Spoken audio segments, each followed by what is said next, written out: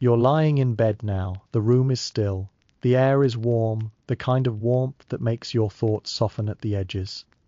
You've done enough today, you've listened, carried, thought, felt, and now you just want something gentle, something quiet, something slow enough to follow, but not urgent enough to chase.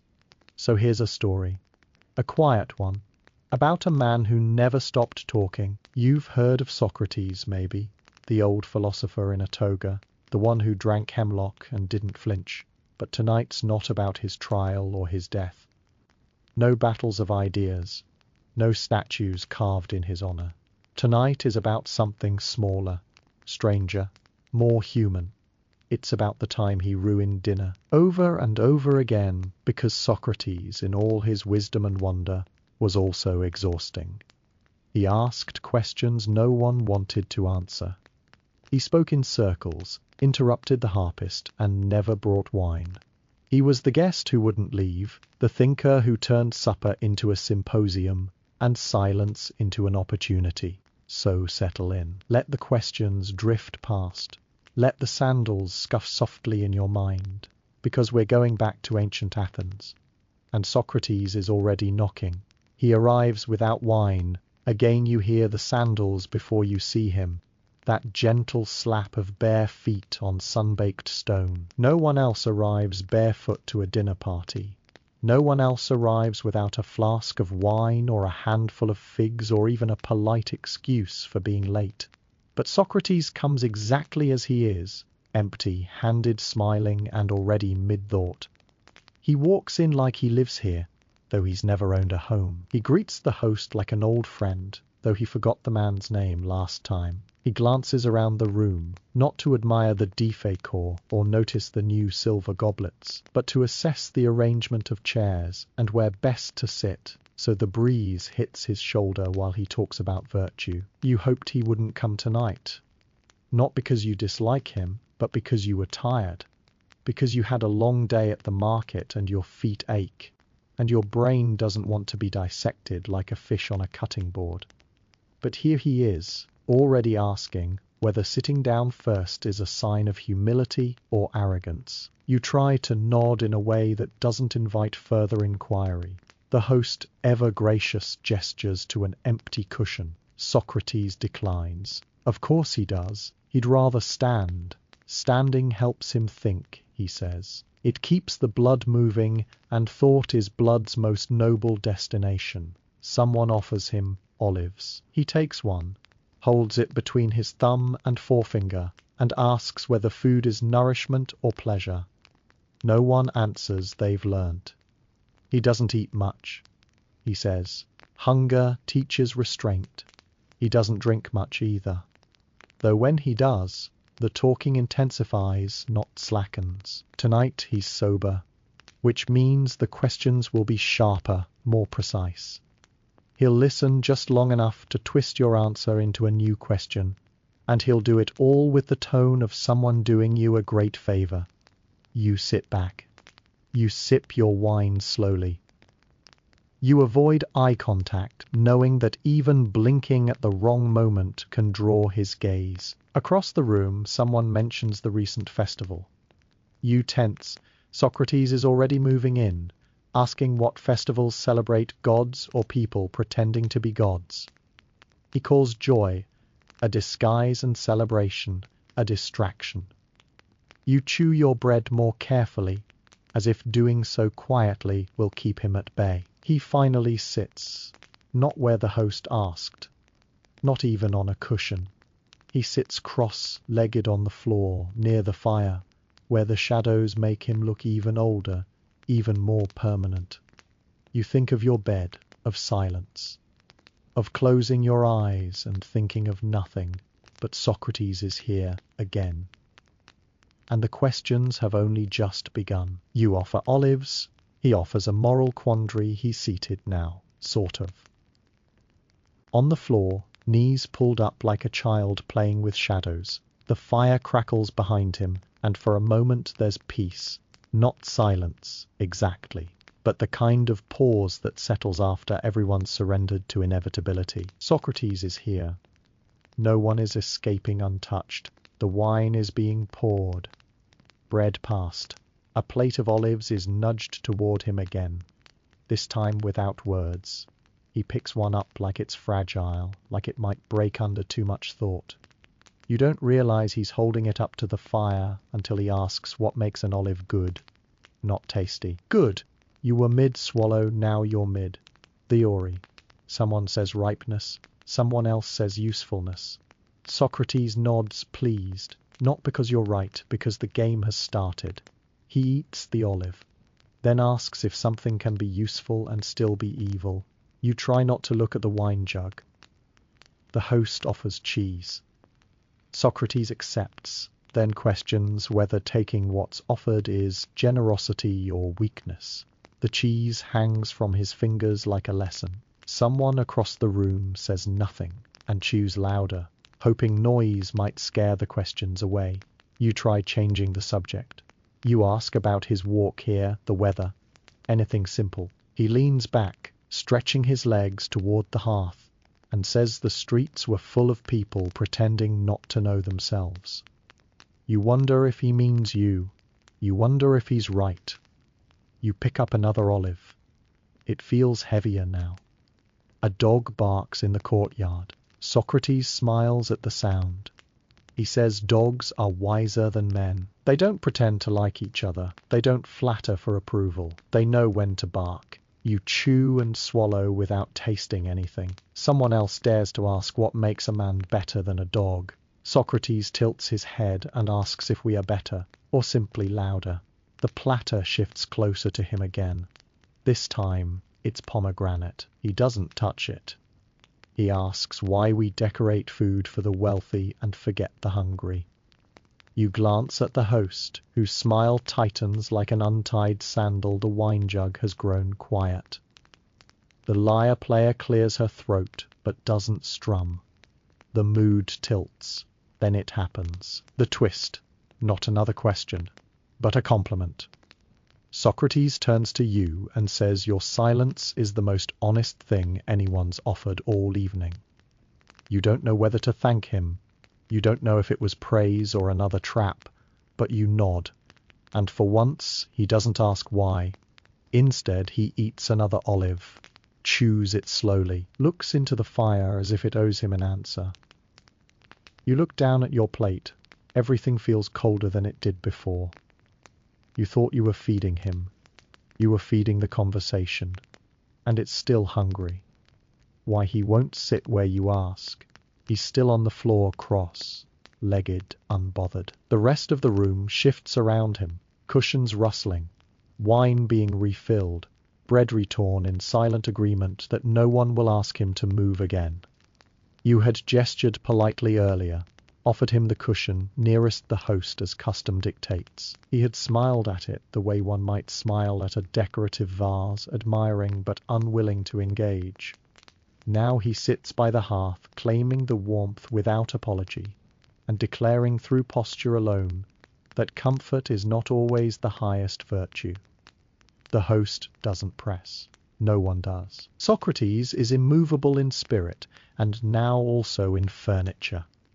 He says nothing for a while, which would be comforting if not for the knowledge that he's waiting, not resting, waiting, thinking, rearranging something in his mind like a mason stacking invisible bricks. Then, out of the stillness, he asks whether furniture defines our place in the world, or if it merely pretends to.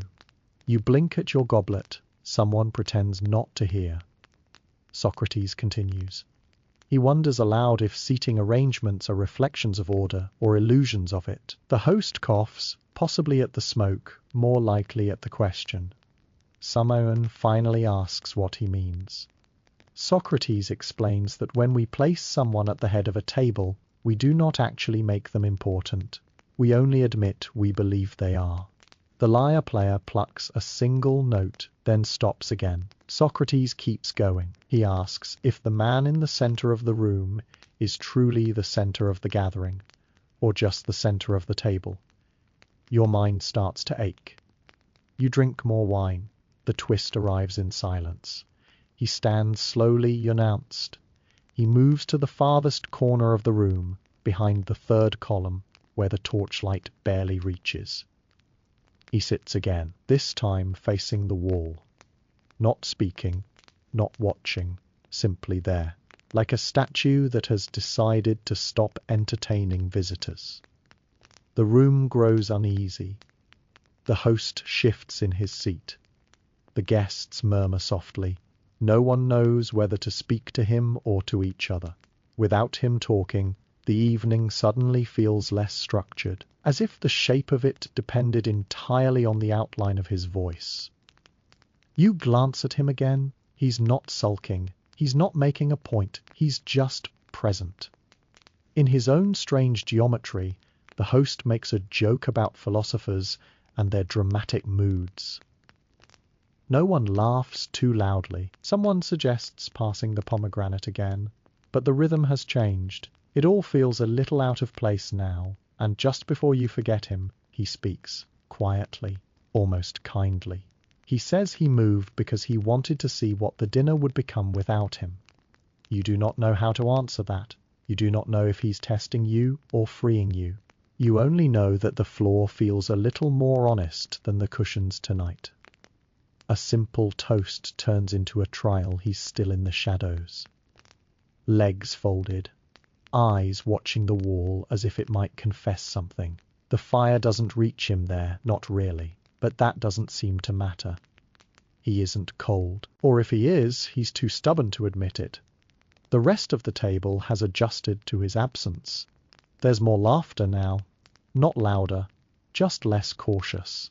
Wine is poured with lighter hands. The host begins to believe he's regained control of the evening.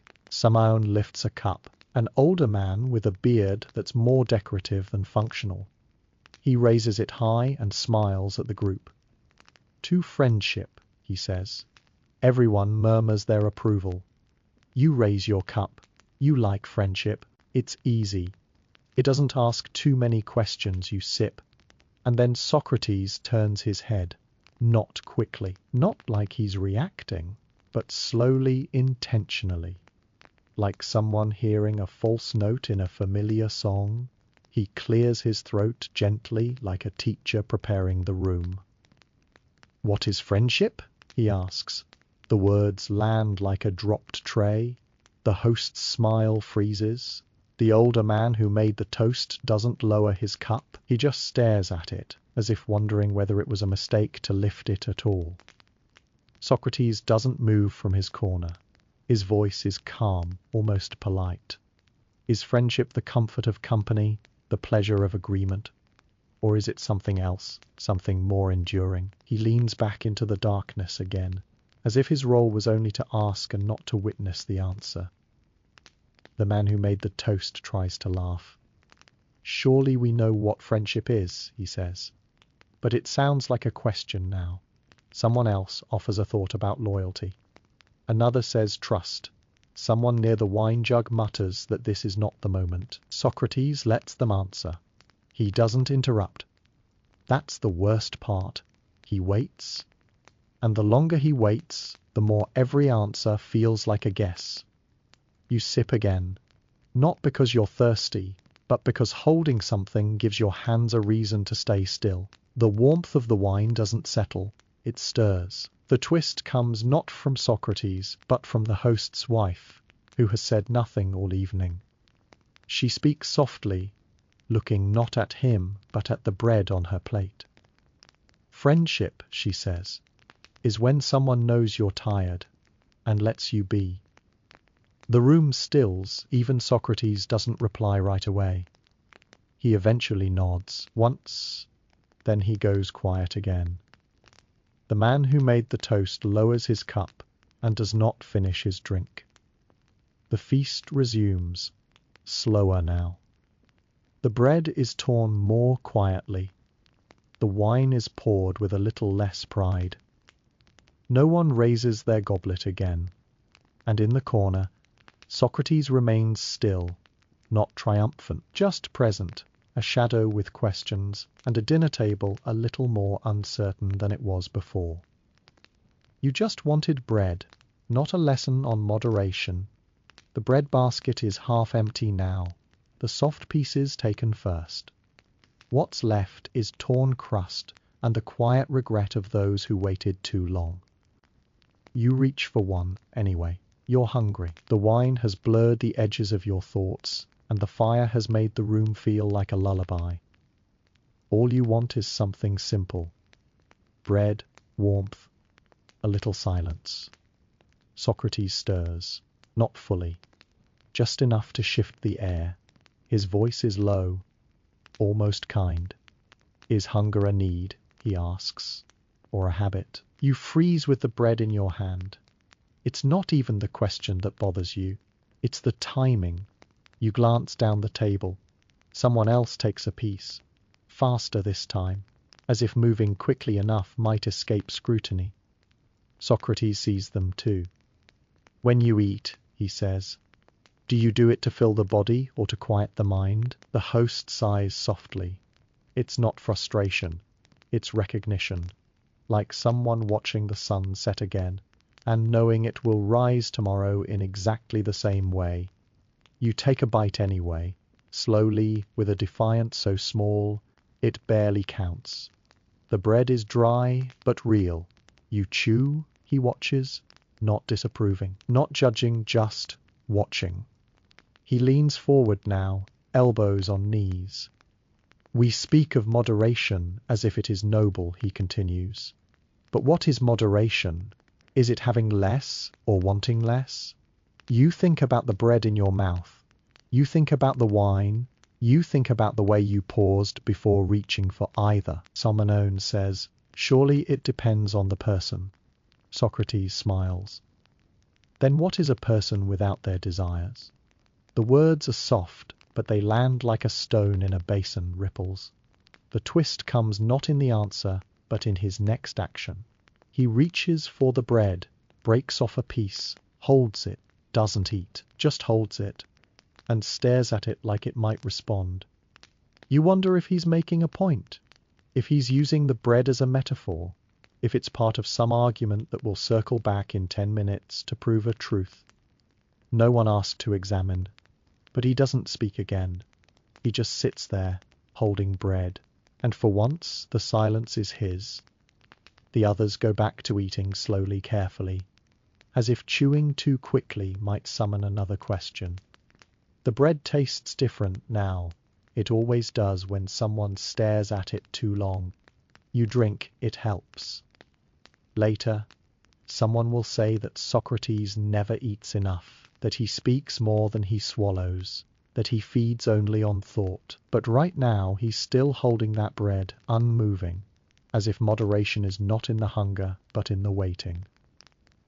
And you, still chewing, wonder if desire ever truly belongs to you, or if it's just something you carry, until someone wiser asks why you picked it up at all.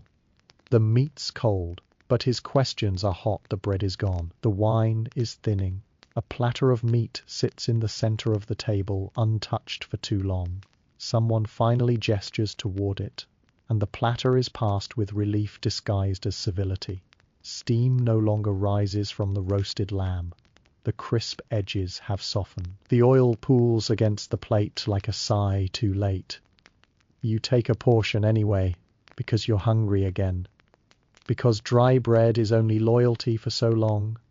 You lift your fork, and just as the meat touches your lips, Socrates speaks. Of course he does. Do animals know they are being eaten? He asks casually, as if he's asking about the weather. Your fork pauses in the air like a flag of surrender. He's not even looking at you. He's watching the oil settle, watching it separate into layers, watching it reveal itself. Someone makes a noise that might be a laugh. Another mutters that the food is already cold and philosophy won't make it warmer. Socrates ignores them. If an animal suffers, he says, and we eat that suffering, what part of it becomes part of us? You finally take the bite slowly, because you won't let a question take your dinner again. He turns now, not to you, but to the meat itself. It once breathed, he says. It once chose where to step, whom to follow, and now it becomes us.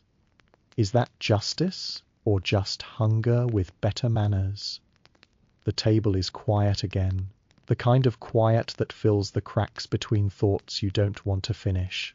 The twist comes from the youngest guest, a boy, maybe 16, eager eyes, nervous fingers, he says. He doesn't care if the animal suffered because now it's dead. Socrates turns, not harshly, but fully. He's not scolding, he's simply curious.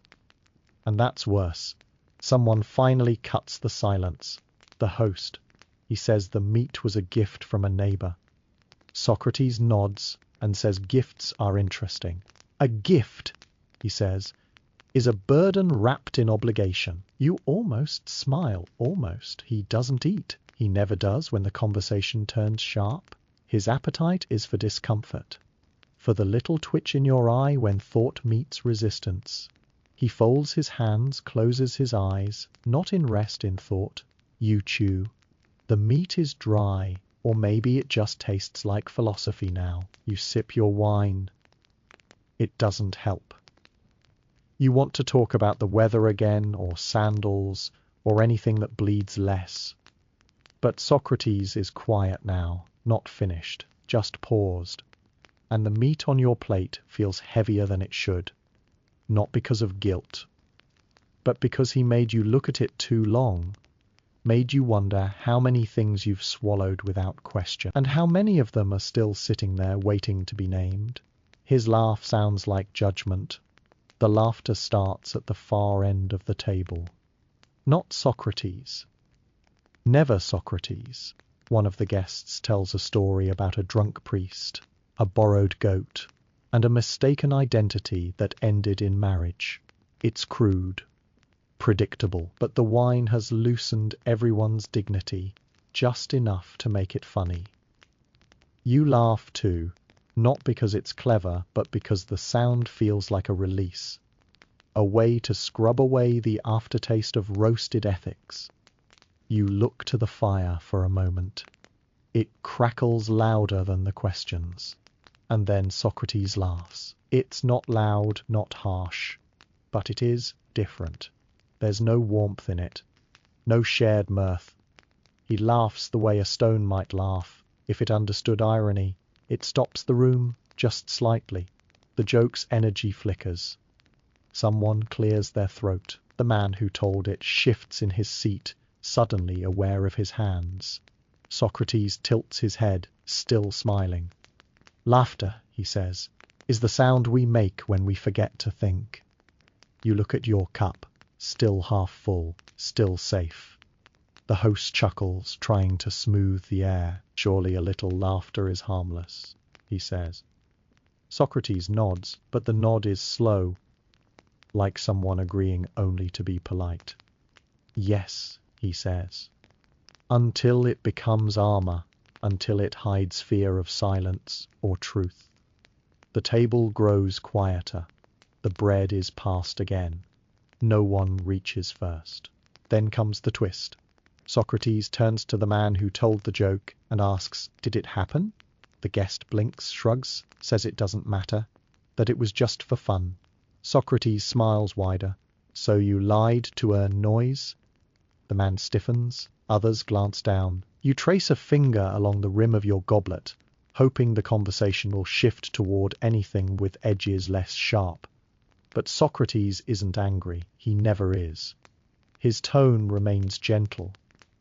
"If we laugh at what's not true," he says, "what part of us forgets how to tell the difference?" Someone nearby mutters that it was only a story. Socrates nods again. "Yes," he says.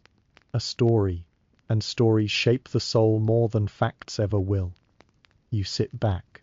Let the wine touch your lips without tasting. The room is quieter now, not still, but softened. The kind of quiet that lingers after someone knocks on a door and no one answers. Then gently Socrates lifts his cup. Not for a toast, just a sip.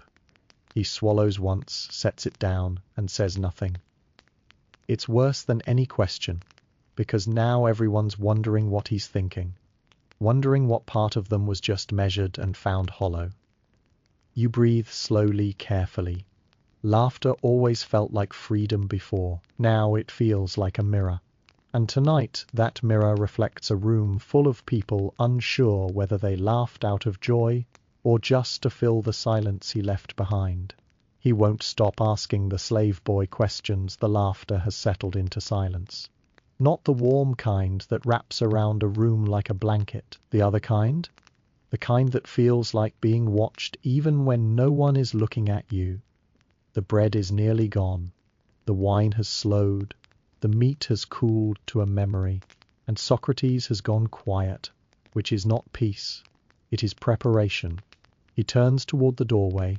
A boy stands there, thin, barefoot, hands clasped. One of the household slaves. He's maybe less. He keeps his eyes down, not out of shyness, but because he has learned to measure safety in angles. The host nods toward him, says something about more water. The boy moves, but not fast enough. Socrates raises a hand. "Before you go," he says, "may I ask your name?" The boy doesn't answer.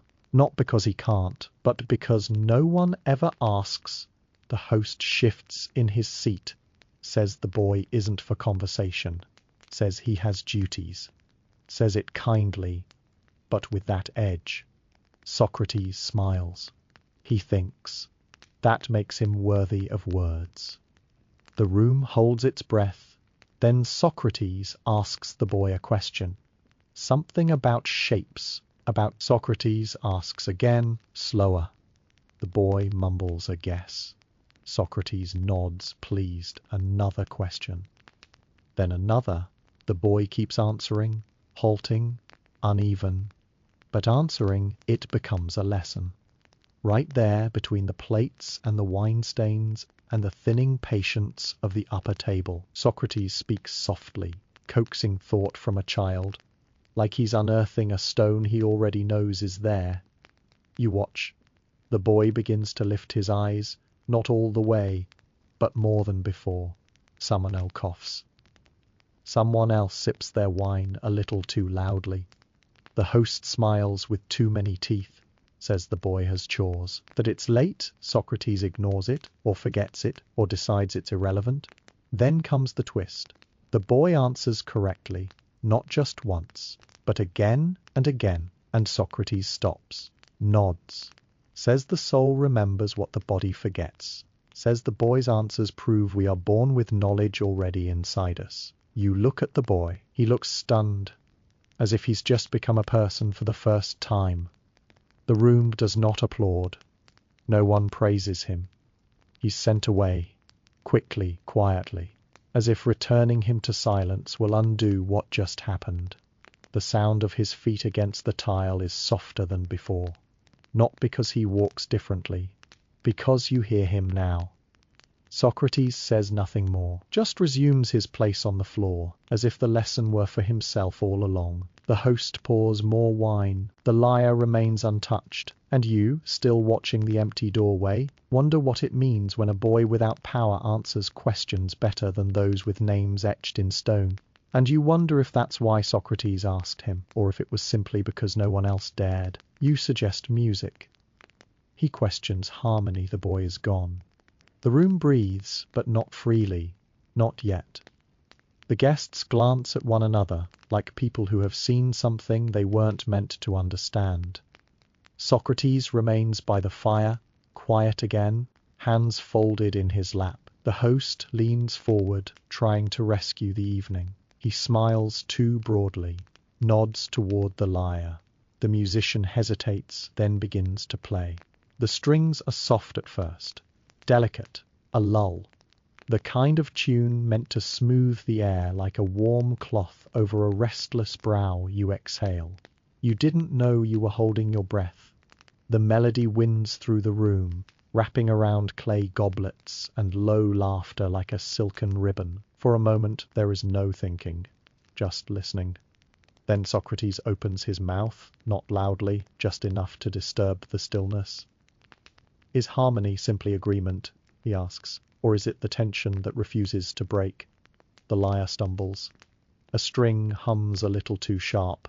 The musician pretends not to notice. The room notices.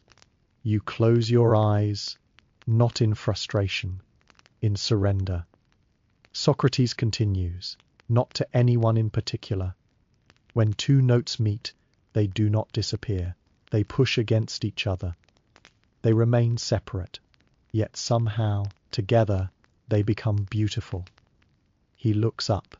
Is that what peace is? The host laughs softly, says it's only music. Socrates nods. Yes, but why does it move us? Why does a sound become a feeling? The lyre player keeps strumming carefully now, like someone walking across cracked ice. Socrates leans back, head tilted toward the ceiling. We think harmony is when things fit, he says, but perhaps it is when they nearly do. You're not sure if he's talking about chords or people.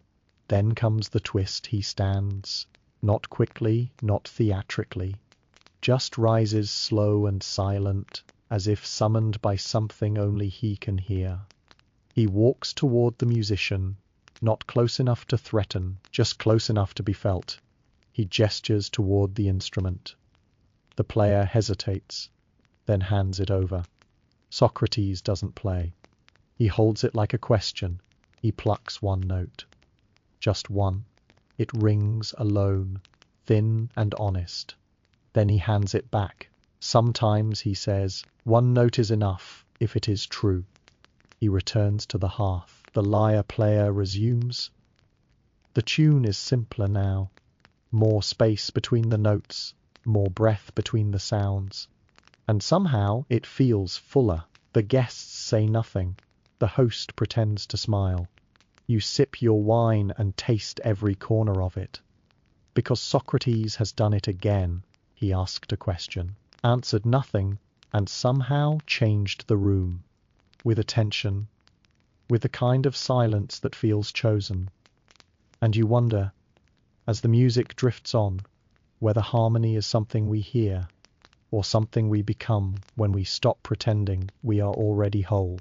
He eats with his fingers, and with purpose the music continues. Softer now, the kind of softness that doesn't ask for attention but still receives it. The room has settled again, not in comfort, but in caution. The guests eat quietly, unsure which part of the meal might provoke a new question. The platters have shifted. The grapes have been passed twice. The pomegranate seeds glisten like rubies, untouched. You lean back slightly, trying to disappear into the cushion.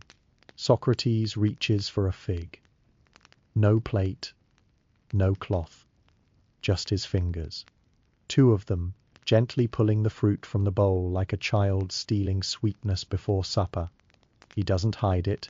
He doesn't explain. He just holds it. Then bites. Slowly, no urgency, no shame. The juices trail along his hand. He licks it away without breaking eye contact with the fire. Summoning clears their throat. The host shifts again. A guest nearby lifts his own fig with a napkin, careful not to touch the skin directly. Socrates smiles. When did we begin to fear the food that feeds us? No one answers. It's not a question meant for reply. It's the kind meant to follow you home and sit beside your bed when the room goes dark. He takes another bite, chews slowly, as if each fiber of the fruit is saying something he doesn't want to interrupt.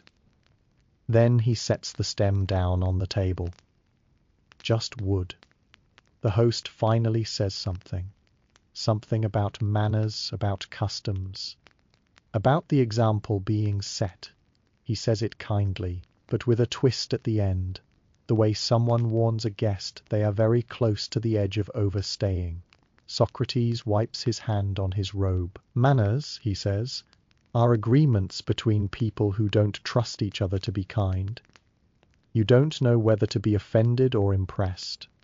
Then comes the twist. Socrates reaches again, not for fruit, but for the bread crust someone left behind. The piece no one wanted. Cold, hard, he lifts it, eats it, slowly again, and says nothing. And in that silence, something shifts. The host says nothing. The guests say nothing, but their eyes follow him. Some begin to eat with their hands, not many. Just one or two quietly, like people remembering something they were never taught, only born with. Socrates chews like time isn't real, like taste is a kind of question. And as the platter returns to you, you notice you no longer care if your fingers touch the peel. You pick up a fig, not in rebellion, not in agreement, just honestly. Because sometimes the way a man eats is not about food at all. It is about what he believes deserves touch. And who taught you that your own hands were not clean enough to hold something sweet. You chew slowly. And for the first time all evening, he does not look your way, because you have already answered. His feet are dirty. His mind is not the fig is gone. The music has stopped again, though no one remembers when. The fire pops once, startled by its own heat. You're full, but not satisfied. Not with food, not with comfort, not with anything that usually eases the passage of an evening. And then your eyes fall to Socrates' feet. They are bare, of course, always. Dust still clings to them from the street, a faint line of dirt tracing his heel like a memory he refuses to wash away. His toes are calloused, his nails uneven. They rest on the polished stone floor like they have no business being anywhere else. No sandals, no shame, just feet present, unguarded. You look away, quickly, not because you are disgusted, but because he sees you noticing. And when Socrates sees you notice, the noticing becomes the next subject. He stretches his legs out further, letting the full state of his feet catch the firelight. What is cleanliness, he asks, if it is only the surface? You shift in your seat. Someone chuckles nervously, another coughs. You sip wine though your mouth is not dry. He flexes his toes, then rests them again. We scrub our skin, he continues, but leave our thoughts untouched. We wash our hands after the market, but keep our envy from yesterday. The host makes a comment about health, about hygiene, about civility. Socrates nods, almost reverent. Yes, to be clean is to be respected. But is it better to appear clean or to be clean? You want to say something, anything. But he's still looking at his feet, not you, as if the answer might be hidden in the cracks of his heel. Then comes the twist. He lifts one foot and places it carefully onto the empty cushion beside him. A cushion meant for guests. A cushion someone had fluffed earlier. You hear the soft gasp before you feel the weight of it. He doesn't smile, he doesn't gloat. He simply looks up and says, "If this offends, why?" The host opens his mouth, then closes it. Someone reaches for grapes with slightly more force than needed. The fire crackles again. Socrates lowers his foot back to the floor gently, as if to say he was never testing you, only showing you what still holds power. You sit still. You think about the sandals you wear, the shoes you polish, the masks you put on that are not made of cloth or leather. He settles again, hands folded, eyes closed, feet bare.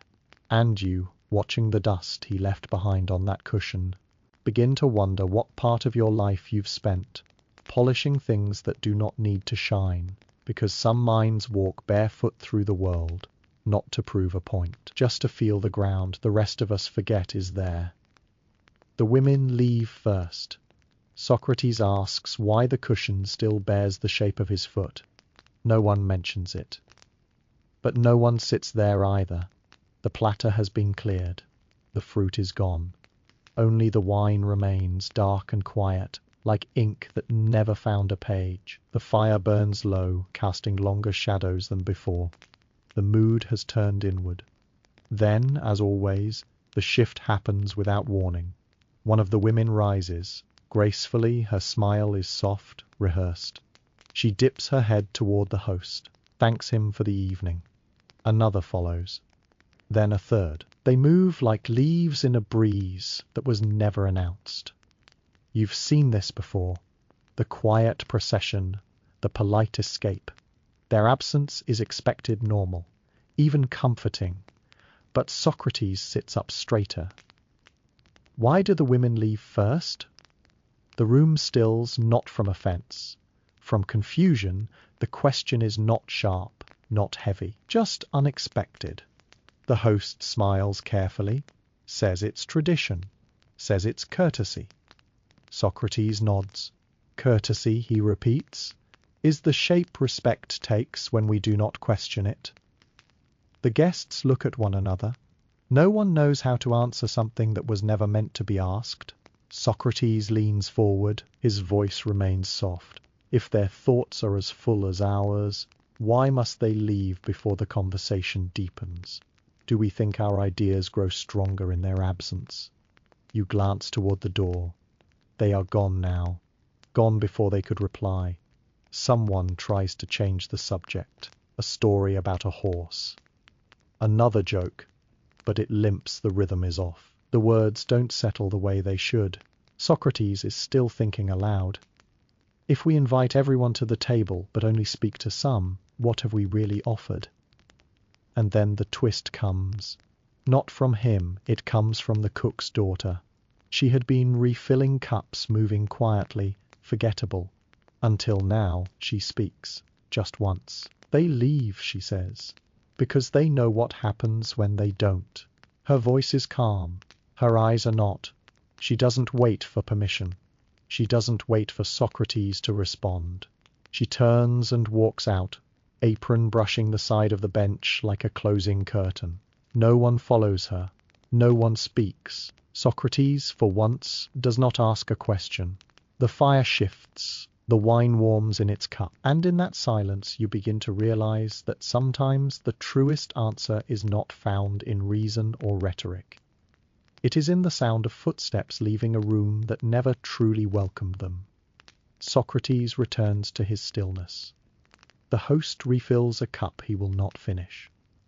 You sit back, unsure what was just said, but certain it mattered, because some silences do not need filling, only listening.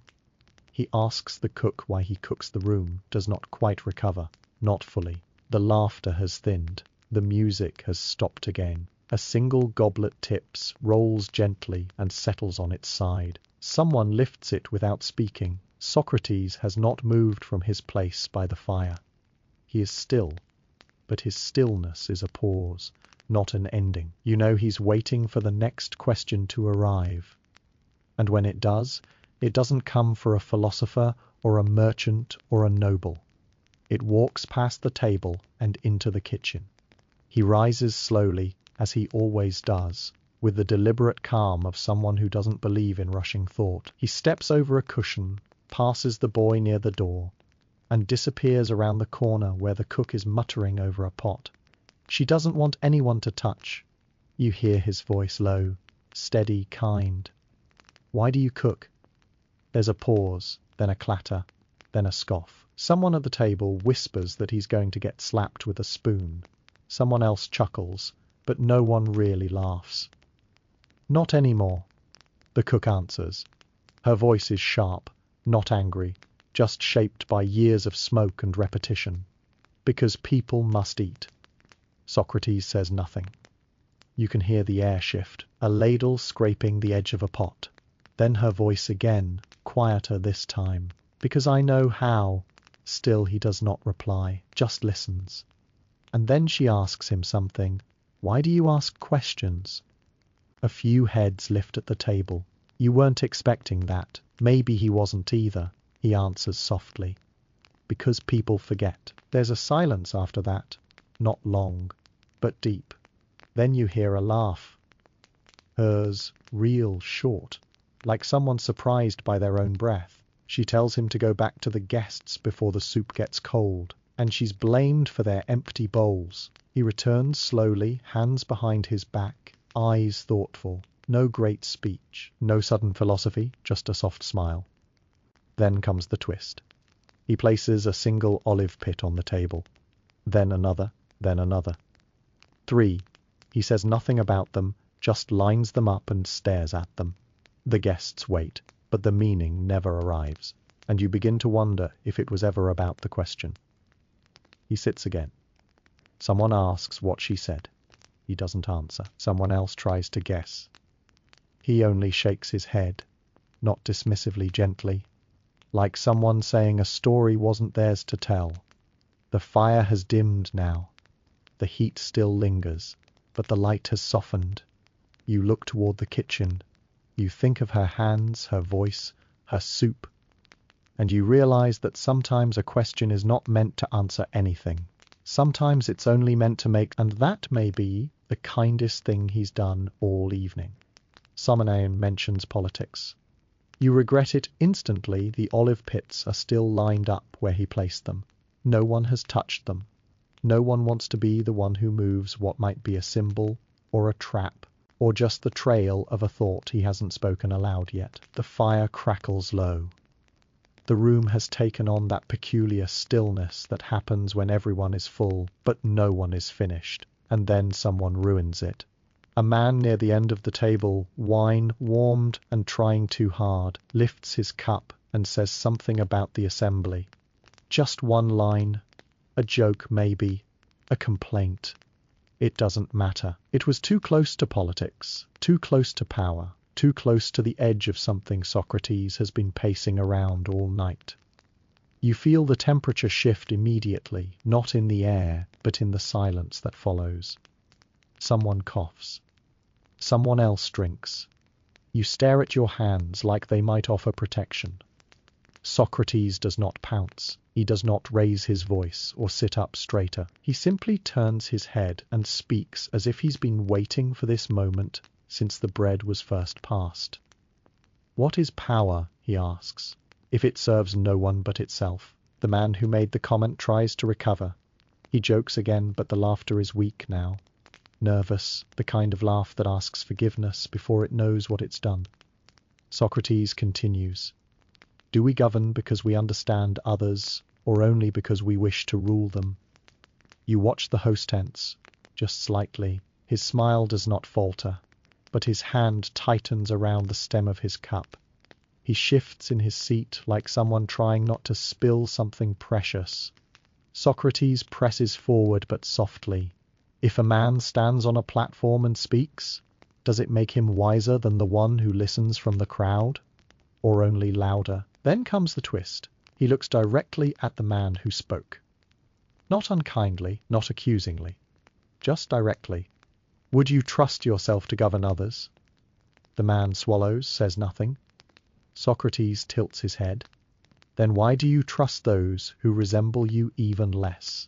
No one answers. The table has become a shoreline before a storm still, but bracing. Someone shifts a bowl. Someone drops a fig and does not pick it up. The host clears his throat, says something about the lateness of the hour. Socrates nods. Time is a strange thing. We wait for it to pass, and yet fear what it might bring. He lifts his cup, doesn't drink, just holds it. You look down again. Not at your food, which is gone, not at the wine, which no longer warms, but at the space between questions. The soft pause before meaning. Because you know now that politics was never just a topic, it was the mirror, and Socrates never stops holding it up, even when you ask him not to. Especially then, he doesn't drink much, but when he does, he talks more. The goblets have been filled again. More out of habit than desire. The food is nearly gone.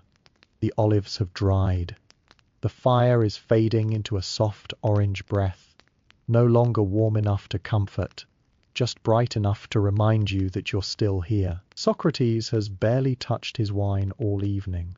He's swirled it, held it, even lifted it a few times during one of his questions, but the surface always stayed too still. Until now he drinks not a sip. A full mouthful, then another. And the room feels it. No one says anything, but you feel the way the conversation leans forward, just slightly, like something old inside it. He sets the goblet down, wipes his mouth with the back of his hand, and smiles, not the sly smile of a man preparing to dismantle your worldview, but the softer one he wears when he's just begun enjoying himself. You know, he says, People think I don't drink because I'm above it. His voice is looser now, the edges rounded. But I drink, just not to forget. A guest near him raises an eyebrow, says nothing. Socrates leans back, folding his arms. Wine is a strange friend. It can quiet the noise inside or make it louder. It can reveal who you are or help you pretend you're someone else. He pauses, looking around the room. Most people choose the second. Samanon chuckles. It's genuine, not forced. It's the first sound that feels human in what feels like hours. Socrates laughs too, not mockingly, just briefly, like someone sharing the space rather than filling it. Then comes the twist. He lifts his goblet again and says, "This cup tastes like a question." He drinks. Do we drink because we're celebrating or because we are escaping? He points toward a young man across the table, eyes bright with wine. You laughed harder earlier. Was it joy or distance? The man shrinks slightly, but nods as if admitting both. Socrates grins. When I drink, he says, I don't want to forget the world. I want to see it a little more clearly, and sometimes that clarity hurts. He holds the goblet up to the fire. But if the truth stings, perhaps it means you're getting closer. Someone nearby mutters that the wine tastes better when he's quiet. Socrates nods. Then drink while I'm silent and speak when I'm done. You sip your own cup. The wine feels heavier now, not bitter, not sour, just weighted, as if it carries all the things you didn't say. Socrates sets his goblet down, empty now, and says nothing more, but the words don't leave with him. They stay behind, in your mouth, in your ears, in the half-filled goblets around the table, because when Socrates drinks, it isn't for pleasure, it's for precision, and when he talks after, it isn't chatter, it's something older than speech, it's thought fermented, served warm, and impossible to ignore. He calls your job a noble lie. You were hoping the wine would slow him down, that maybe the warmth would cradle him into sleep, or drift his thoughts into softer corners. But Socrates seems more awake now than ever. His eyes glint not with mischief, but with something sharper. He looks around the room like a man reading a book, only he understands. Then his gaze finds you. You straighten instinctively. You weren't speaking. You hadn't moved, but still he chooses you. What is it you do? He asks, as casually as someone asking for bread. The question hangs in the air. You hesitate, then answer. You name your job. You say it with pride, or at least with practiced certainty. You've said it before at gatherings like this, and it usually ends the conversation. Tonight, it does not. Socrates tilts his head. Ah, he says, nodding slowly, a noble lie. The phrase lands gently but wrong, like a song sung off, key by someone who meant every word. You ask him what he means, already knowing you shouldn't have. He leans forward, fingers steepled under his chin. A noble lie, he says again, is something we tell the world to keep the world in place, something respectable, something neat. Your job. It's necessary, it's useful, but does it truly describe who you are? You feel the warmth drain from your cup into your hand. He isn't accusing you, he isn't mocking you, he's peeling. You didn't give him permission, but he's doing it anyway. The city needs names, he continues. Merchant, potter, scribe, soldier. But we are not our roles. We wear them, we carry them. But the moment we believe we are them, we vanish, and something smaller walks in our place. The table is quiet. The others are listening, but carefully, like they're watching someone balanced too close to the edge. You want to answer. You want to defend the life you've built. The hours, the skill, the repetition turned into rhythm. But you don't, because somehow you know it wouldn't matter. Then comes the twist. He tells a story, brief, about a man who believed so fully in his title that when the title was taken, he forgot how to speak, forgot how to sleep, forgot how to exist. Socrates says he met this man once. He never says whether the man survived. You glance at your hands. They feel more visible now. Not wrong, just unhidden. Socrates sits back, just thoughtful. A noble lie, he repeats one last time, is not always evil. Sometimes it keeps us steady, but it's still a lie. And eventually, even noble ones grow heavy. You say nothing, but you feel it, the weight, not of your job, but of the silence that follows him around the room, picking locks you didn't know were there. And you wonder quietly whether you chose your role, or whether it was chosen for you when you weren't looking. You try to change the subject, you fail, you smile. The kind of smile that asks to be spared. The kind that hopes if you shift the air just slightly, maybe the conversation will find a softer path. You clear your throat and gesture toward the weather. Not now, of course. Earlier, the heat, the wind off the hills, the way the clouds moved like herds without a shepherd. It's harmless. It's empty. It's the safest place you can think of. You offer it like a peace treaty. Socrates tilts his head. He doesn't respond immediately, which gives you hope. Maybe he didn't hear. Maybe he's letting it pass. Maybe you've won just this once. What is weather, he asks, if not the mood of the world? And the air deflates around you. Someone laughs softly into their cup, not at you with you. The kind of laughter that says they've tried it too. The changing of the subject, the gentle redirection, the attempt to survive the evening without becoming its lesson. It never works. Socrates shifts in his seat, not closer, just deeper, as if sinking into thought like someone stepping into water that isn't cold but still steals your breath. We speak of clouds, he says, because they are easier than questions. We name the wind because we cannot name what's moving us. You try again. You mention the figs, the harvest this year. Someone in the market who sells them by weight, but always adds one extra. A good man, you say, generous, honest. Socrates smiles. Is he generous, he asks, or does he fear being seen as anything less? The fig in your hand feels heavier than before. You stop talking, not out of defeat, but out of recognition. Changing the subject with Socrates is like trying to paint over a question with silence. He will always scrape it off, layer by layer, until only the truth remains, or at least the space where truth might have been hiding. Then comes the twist.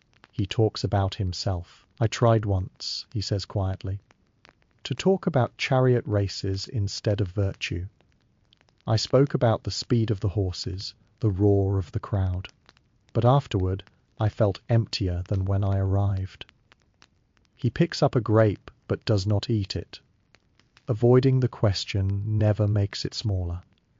It just follows you home. You nod, slowly, because he isn't scolding you. He isn't mocking your deflection. He's simply reminding you that every subject is a doorway, and some people are not meant to rest in the hallway. The wind outside picks up real wind this time. You can hear it in the branches. Socrates finally pops the grape into his mouth.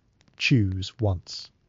The weather is changing, he says softly. So are you. You look down at your cup still half full, still untouched. And you know the subject hasn't changed. Only the shape of the question. Only the part of you it now quietly presses against. His questions are shaped like traps. The wine is almost gone. What's left clings to the bottom of your cup like a secret too heavy to lift. The fire is quiet now, more ember than flame. The shadows have taken most of the room. But Socrates hasn't dimmed. If anything, he's sharpened in the dark. His words feel closer. His gaze more patient. You shift in your seat and tell yourself he's finished for the night. But you know better. He asks another question. You don't remember what it was at first, only that you answered too quickly.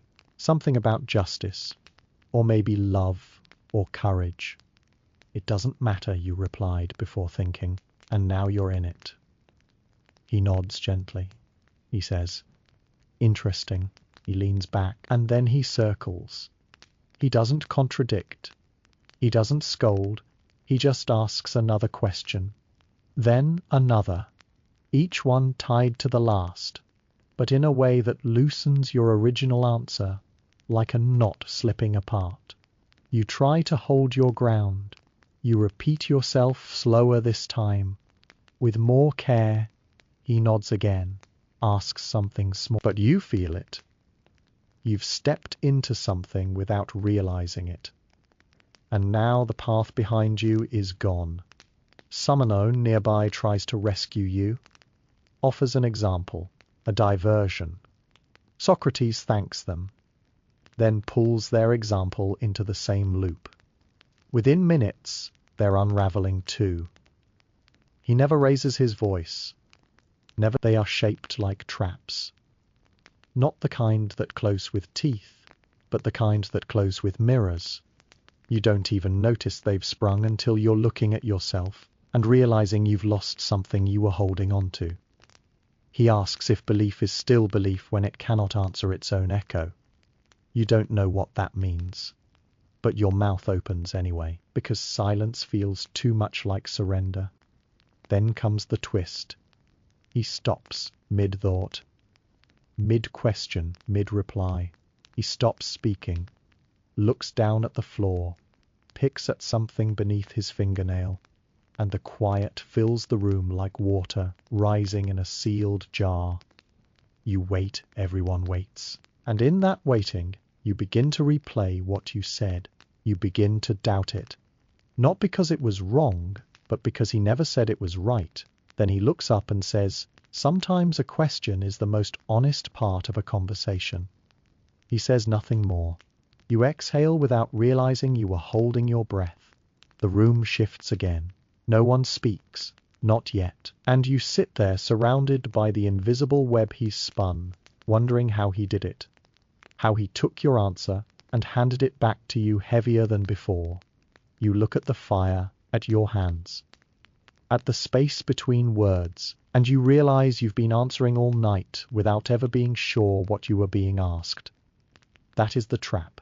Not the question, but the part of you that tried too hard to answer it. No one knows if he's complimenting you or not. The traps are still open, not sprung, just sitting there in the places where your certainty used to be. You've stopped trying to sound wise. The others have too. There's less laughing now, less reaching for clever remarks or stories meant to impress. Everyone's waiting, but no one knows for what. Socrates is resting against a cushion now. Eyes half-lidded, voice softer than before.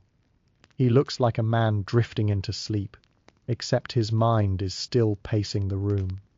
He turns to you again calmly, and says your answer earlier was admirable. Then he pauses. That's it. Just that word, admirable. You sit up straighter. So does someone else. You glance around. No one knows what it means. He doesn't elaborate. He doesn't explain. He just sips from his goblet and closes his eyes for a moment, like the thought exhausted him. You want to ask if he meant it, if it was praise or something else dressed as kindness, but you don't. Because with Socrates, words bend in strange direction, and what sounds like a compliment may just be a riddle with a smile sewn onto it. Someone nearby asks him if he believes in flattery. He replies with a question. If I say something pleasant and you change your behavior because of it, was I helping you or distracting you? The question lands sideways. Someone shrugs. Someone else pours more wine. Then comes the twist. He says your answer showed humility. Then pauses again. Not the fake kind, he adds. The real kind. The kind people wear like a cloak when they don't realize they're cold. You're not sure how that feels. Good, bad, true. Another guest chuckles and says that Socrates compliments people like a man, handing someone a beautiful vase with a crack in it. Socrates laughs too. then replies, "And yet you still take the vase." You sit quietly, holding the weight of a praise you didn't ask for. You begin to wonder if he sees something you don't, or if he's simply mirroring what he hopes you'll notice for yourself. He shifts again, leaning toward the host, tells him he manages the evening. Well, then adds that it's difficult to direct a gathering where no one wants to be exposed. The host thanks him, slowly, as if unsure whether he's just been admired or dissected. The compliments continue. Gentle, fleeting, each one a coin with no clear side. One man is called eloquent, then immediately asked if eloquence can exist without silence. Another is told he listens well, followed by a remark about how the deaf also listen with their eyes. And you begin to understand, Socrates doesn't flatter, he reflects. He places your best parts in front of you, then quietly asks if they're truly yours. He hands you yourself wrapped in mystery and lets you decide whether to smile or look away. And somehow that feels like the deepest praise of all. Even if it doesn't feel like praise at all, you try silence. He interprets it as consent you've stopped answering. Not in protest, not in defeat, just out of self-preservation. The wine has cooled, the fire has dimmed, and your mind feels like it has walked in circles for hours. You sit back against the cushion, fold your hands in your lap, and decide to listen. No nodding, no frowning, no clever remarks. Just silence. A space where your voice used to be. Socrates notices immediately. He doesn't comment. Not at first.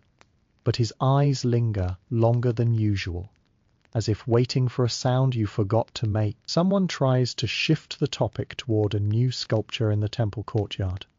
Socrates listens, offers a half smile, then gently redirects the conversation back to where it was. Near you, he asks something. You don't reply. You look at the wall behind him. You sip your wine. You stay quiet. It feels peaceful, almost like you've slipped out of reach. Then he says, "You agree." You blink. You didn't nod. You didn't gesture. You didn't speak. He says it again, a little softer. Your silence is agreement. And just like that, your quiet becomes a verdict. The others shift. One laughs, trying to cut the tension. But Socrates doesn't laugh. He's serious, curious. He's leaning forward slightly now, as if listening for the music in your silence. You open your mouth, then close it. Anything you say now will feel like a correction, a backtrack, a defense. You're not sure if you want to defend yourself or the silence you thought you had earned. Someone across the table mutters that silence can mean anything. Socrates tilts his head and replies, "That is why it's so powerful." The room absorbs the words like water disappearing into cloth. Then comes the twist. He tells a story. A short one about a man who never spoke in public because he believed words betrayed the truth. Socrates says the man was revered, that people listened to his silences as if they were scripture. Then one day the man finally spoke, and no one wanted to hear what he said. They had already decided what he meant. Socrates turns back to you. You are braver than most, he says, to leave meaning in the hands of others and trust it will be held with care. You don't know if it's admiration or another subtle dismantling. You just sit still, breathing, feeling how loud your silence has become. And now the room waits for you, not Socrates. The room, they want to know what your stillness has meant all this time. You realize your silence has not spared you. It has made you louder, so you say nothing. Not because you agree, not because you disagree, but because tonight you choose to be the question instead of the answer. And for once, even Socrates doesn't interrupt. He simply nods, as if the echo of your silence said something even he hadn't thought to ask. He praises poverty at a rich man's table. The cushions are soft. The wine is expensive. The plates have been cleared. and the air now smells faintly of citrus and charcoal. The host reclines with ease, his robe folded perfectly, his rings catching the firelight. You can feel the wealth in the room, not because it's being flaunted, but because it doesn't need to be. It's in the silence that comes from never worrying. It's in the way people speak with full mouths and quiet confidence. Socrates sits among it all as if none of it touches him. He glances at the goblet in his hand, sets it down untouched, and runs his fingers along the edge of the table. His voice arrives softly. Is it strange, he asks, that the more we own, the more we fear losing? No one responds. Not yet. He isn't accusing. He never is. That's the trouble, if he shouted.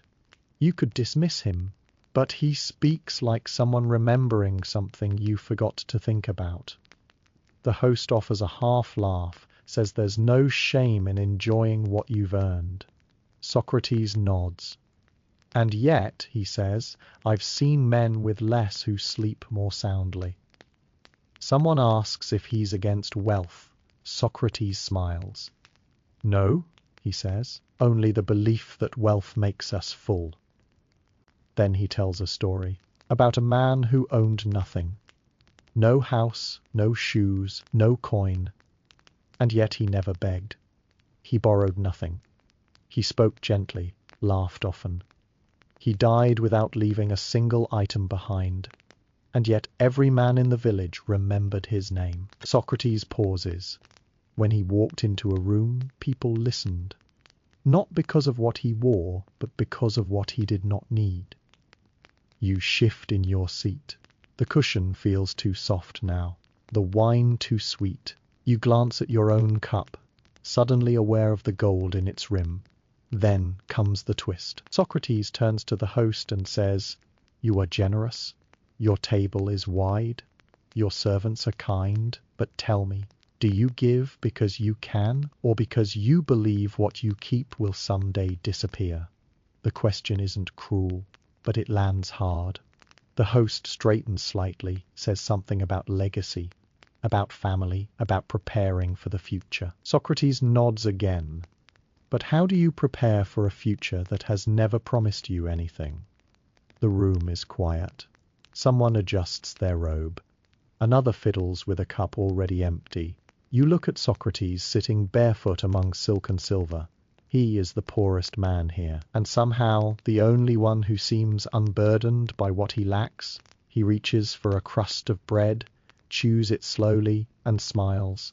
And in that moment, you begin to wonder if poverty is not the absence of wealth, but the absence of need. And if so, he might just be the richest man at the table. Dessert becomes a metaphor. The servants begin to move again. Plates are cleared, goblets refilled. New trays appear, lighter now, dressed in honey and dusted with spice. Dates stuffed with nuts. Sweet cheese folded in fig leaves. A dish of chilled melon, its scent cutting through the weight of roasted meats and complicated thoughts. Someone claps gently. Dessert is here. Finally, something simple. Something everyone can agree on. Socrates does not reach for anything. He watches the figs being passed, the spoons dipped in cream, the crumbs that cling to fingertips. Then, as though the sweets themselves had asked him a question, he speaks. Isn't it strange, he says softly, that we place sweetness at the end, as if pleasure must be earned? A few guests smile, assuming a joke is coming. It does not. He picks up a date but does not eat it. He holds it between his fingers like a small truth. We start with hunger, he continues, and end with desire. The body is full, but the tongue still wants. Someone nearby murmurs that dessert is tradition, that people enjoy it, that it's harmless. Socrates nods. Of course, but we don't eat it because we're starving. We eat it because we believe the last taste should be the sweetest. Then comes the twist. He sets the date down, doesn't touch another. Pleasure is not wrong, he says, but it is persuasive, and what persuades us shapes us. The fig in your mouth turns heavier. You chew slower. Not because it tastes different, but because it suddenly means something, he continues. We learn early to chase what tastes good. The soft, the sweet, the easy. But what happens when sweetness teaches us to avoid what is bitter? What if discomfort is not punishment, but preparation? No one speaks. Even the server, halfway through pouring another goblet, forgets to finish. Socrates leans back.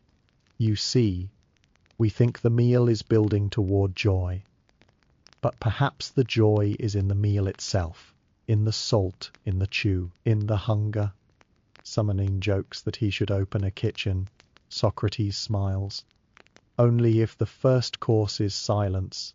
Laughter breaks gently around the table, but it does not last. The questions linger like syrup on the tongue. You look at your plate. You've never thought this hard about honey before, never wondered whether your craving came from joy or training. He finally eats the date, just one slowly. Then sets his hands on his knees like a man who has finished something larger than food, and you begin to understand. The dessert is not just a reward, it's a mirror. It reflects what you expect from the world. Ease, softness, relief. And in his hands, even sweetness becomes something you must question. You reach for another fig, not out of hunger, but to see what else it might say. You ask him a question. Big mistake. You don't know what makes you do it. Maybe the wine, maybe the silence between courses, maybe the way Socrates sits there, calm and ordinary, like he isn't the reason your entire understanding of self has started to tremble. But for some reason you ask a small question. A simple one, harmless, you think. What do you believe is the purpose of life? The words come out of your mouth like a challenge you didn't mean to issue. The table stills. Even the host shifts slightly in his seat. Socrates turns toward you.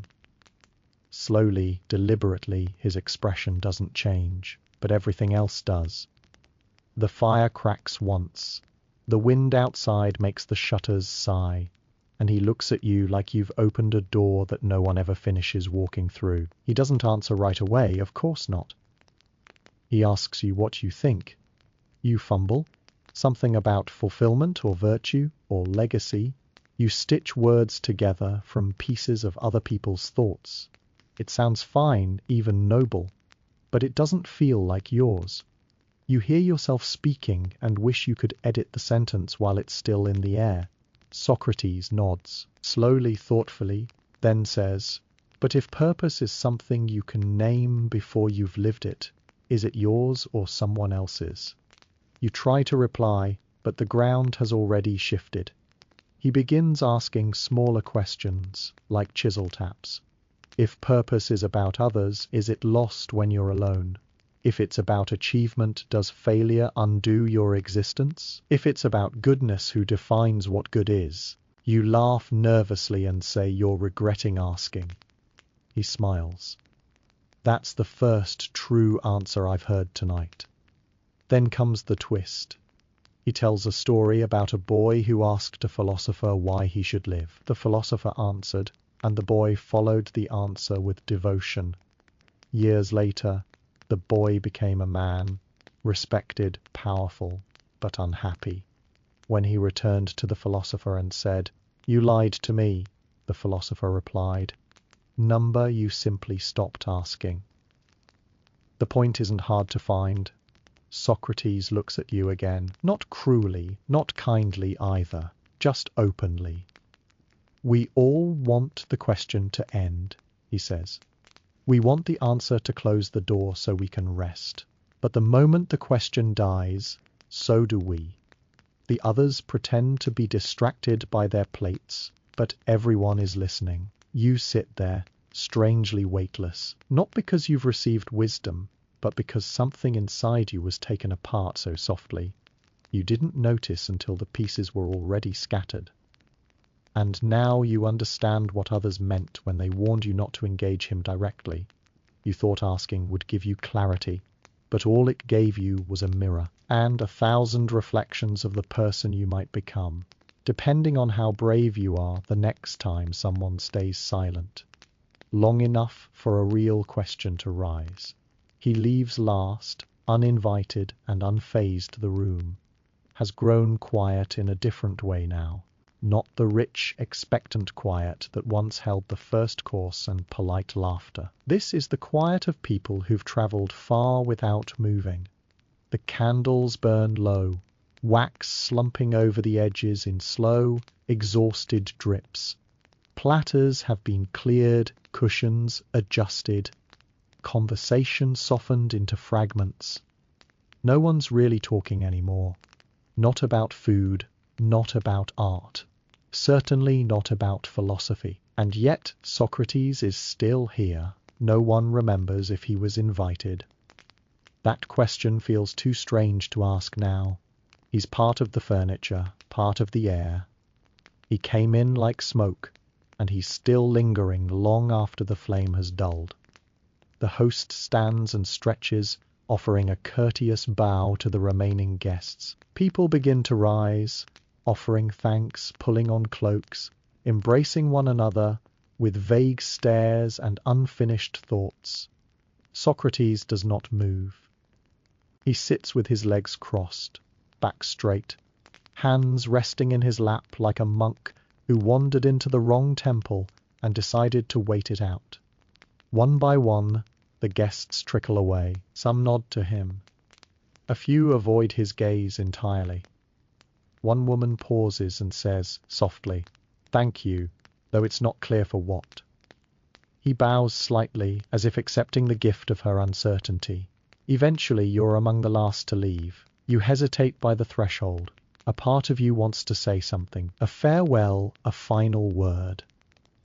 Maybe ask one more question, even knowing the damage it might do. Then comes the twist. The host returns with a lantern ready to close the room for the night. He clears his throat. Socrates looks up and smiles. Not apologetically. Just as acknowledgement, he stands slowly. His knees creak. He pats the cushion he sat on, as if saying goodbye to it. "You've been here a while," the host says carefully. Socrates nods. "So have you," he replies. The host blinks, then lets out a small laugh. Not the kind he gives to flatter or entertain, but the kind that surprises even him. Socrates heads to the door. No cloak, no sandals, nothing in his hands. He turns once, halfway through the frame, and says, "Thank you for the food." It gave the questions something to sit beside. Then he's gone. No dramatic exit, no applause, no lessons tucked behind his back, just the sound of his feet brushing stone, and the lingering sense that something just passed through your life, like wind through a curtain. Gentle, invisible, but undeniable. And now the room feels different. Not empty, not full, just awake. As if every object inside it knows something it didn't know before. And yet, you miss him. When he's gone at first, it feels like relief. The food is gone. The cushions look softer now that no one is sitting like a question mark on them. You walk home slowly, shoes tapping against the stone with a rhythm you recognize as your own again. The sky above Athens is dusted with stars. The air has cooled, and for the first time all night, your thoughts are yours. You tell yourself it's better this way. He's gone. The night is over. There will be other dinners, other talk, other people who say what they mean and mean what they say. But as you reach your doorstep, the silence inside your home feels larger than usual. You light a small lamp, but the corners stay dark. You sit, pour water. Don't drink it. It comes on slow. Not loud, not painful. Just a weightlessness that feels less like peace and more like absence. You remember his voice, not the words, but the way they curled around what you weren't ready to admit. You remember how he listened with his eyes, how he made your certainties feel like temporary shelters in a storm that hadn't yet arrived. You realize he never gave answers. Not really, just left you with more questions. And yet somehow you feel like you learned something. Not about life, but about yourself. Then comes the twist. You miss him. You miss the irritation, the slow unraveling of your proudest thoughts, the way he would tilt his head just enough to make you second. Guess a sentence. You miss the discomfort, the honesty, the way he could sit in silence without needing to. You miss being made to feel like your words carried weight, even when they collapsed under their own importance. You miss being seen, not flattered, not praised, just seen. And so you sit there in the quiet, and it echoes back with new space, not empty, just wider, like your mind has more room than it used to, as if something small but essential was moved out to make way for something you haven't. You don't know where he went. You don't know if he'll come back. Maybe someone else will host the next dinner. Maybe you'll be invited. Maybe you won't. Maybe he'll wander into someone else's evening, like a breeze that rearranges the furniture of the soul. But tonight, in the place where answers used to rest, there is only this. You miss Socrates. You miss what he did to the quiet. And somehow that is the most unsettling question of all. And so the evening ends not with a toast, not with applause, but with the soft, strange ache of having sat beside a man who never claimed to know, and yet made everyone feel they had something worth examining. Socrates didn't change the world with answers. He rearranged it with questions. He didn't seek to impress, but to unsettle just enough to awaken something quiet and restless in others. He was the dinner guest, no one invited twice, yet everyone remembered forever. You may forget the taste of the wine or the name of the host, but you won't forget the silence that followed him, the way your thoughts felt different after he left, the way you almost wanted him to come back, just to interrupt you one more time. So sleep now if you can. But don't be surprised if somewhere in your dreams a voice asks softly, "And what do you mean by that?"